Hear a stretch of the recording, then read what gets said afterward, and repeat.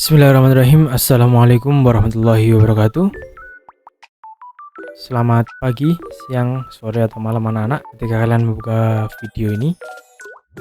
Oke, bagi anak-anak kelas 7, kemarin kita semester 1 sudah mempelajari bagaimana riwayat Rasulullah, dakwahnya juga sampai diangkat menjadi Nabi dan Rasul. Setelah itu semester 1 itu aslinya ada Khulafaur Rasyidin juga, jadi para pemimpin pengganti Rasulullah.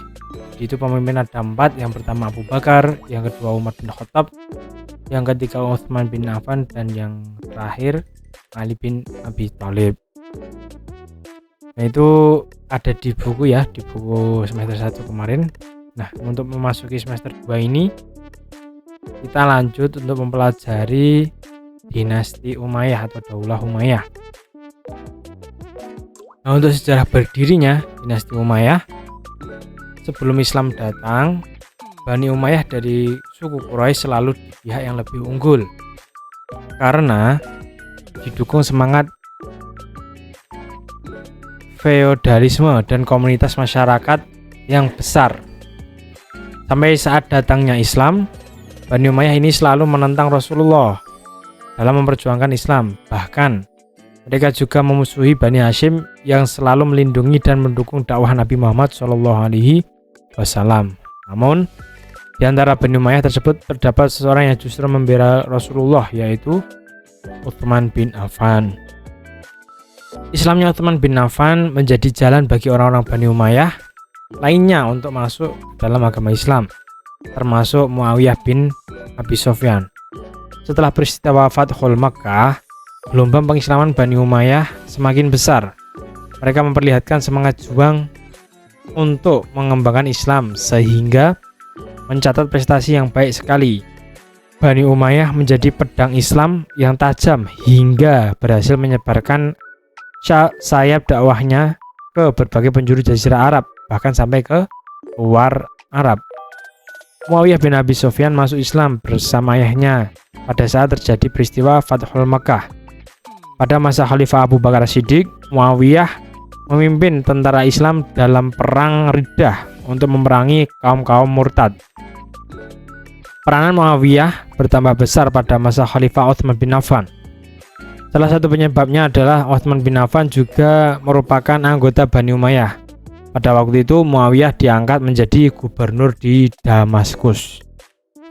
Peristiwa meninggalnya Utsman bin Affan menjadikan perpecahan antara Muawiyah dengan Ali bin Abi Thalib. Kelompok Bani Umayyah tidak puas terhadap kebijakan Khalifah Ali bin Abi Thalib.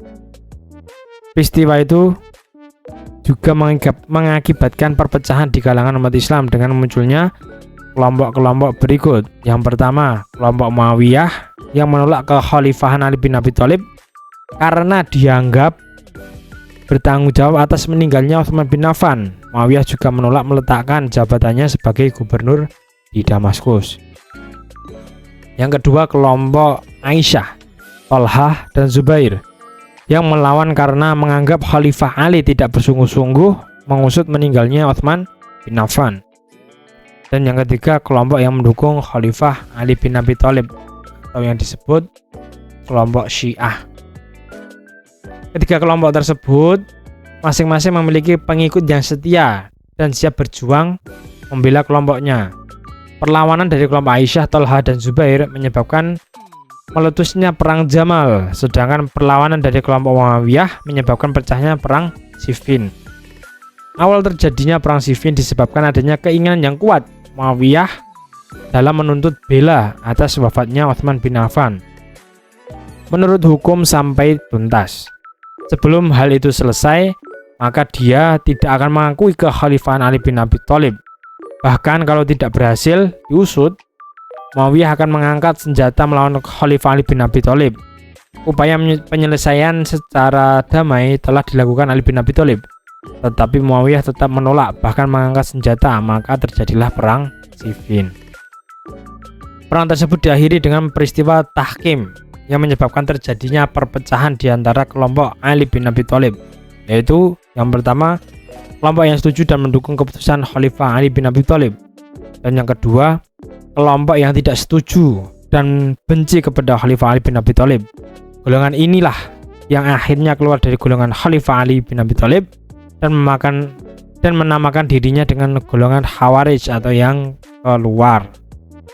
Peristiwa tersebut berakhir dengan meninggalnya Ali bin Abi Thalib oleh Ibnu Muljam.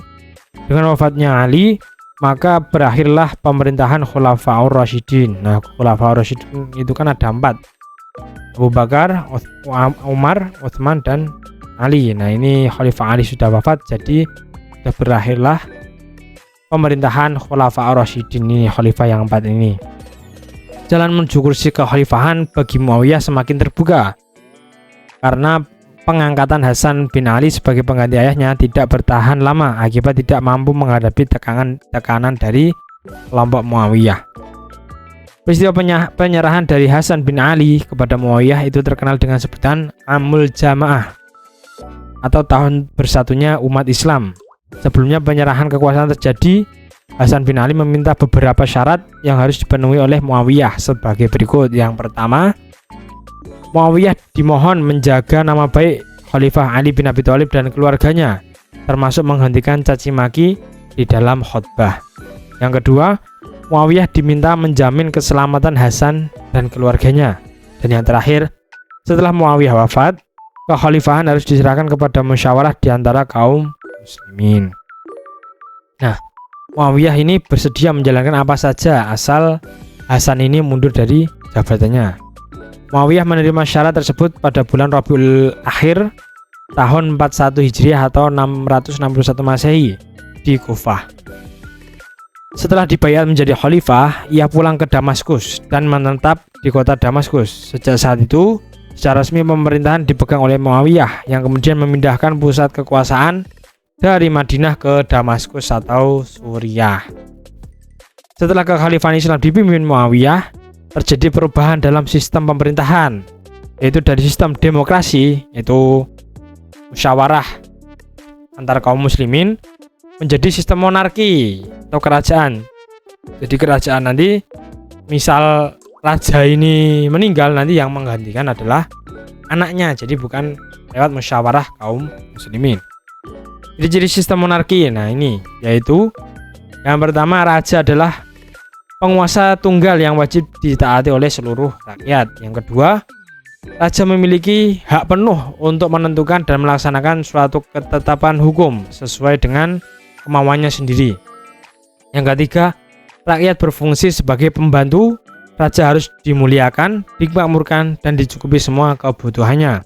Yang keempat, rakyat hampir tidak pernah diberi kesempatan untuk mengungkapkan pendapat dan keinginan. Dan yang terakhir, pengangkatan putra mahkota untuk mewarisi tahta kerajaan. Jadi misal si raja meninggal, maka yang akan menggantikan raja tersebut adalah anak keturunannya. Dengan demikian, dapat disimpulkan bahwa proses berdirinya dinasti Umayyah adalah adanya keinginan dari keluarga Bani Umayyah untuk menjadi penguasa atas pemerintahan Islam dan mengungguli suku-suku lain di Jazirah Arab ketika itu. Bani Umayyah memegang kekuasaan Islam selama 90 tahun lamanya. Selama kurun waktu tersebut, pemerintah dipegang oleh 14 khalifah. Nah, 14 khalifah ini nanti akan kita bahas di pertemuan selanjutnya. Oke, mungkin itu sejarah singkat berdirinya Daulah Umayyah. Semoga bermanfaat. Sampai jumpa di pertemuan selanjutnya. Billahi taufiq wal hidayah. Wassalamualaikum warahmatullahi wabarakatuh.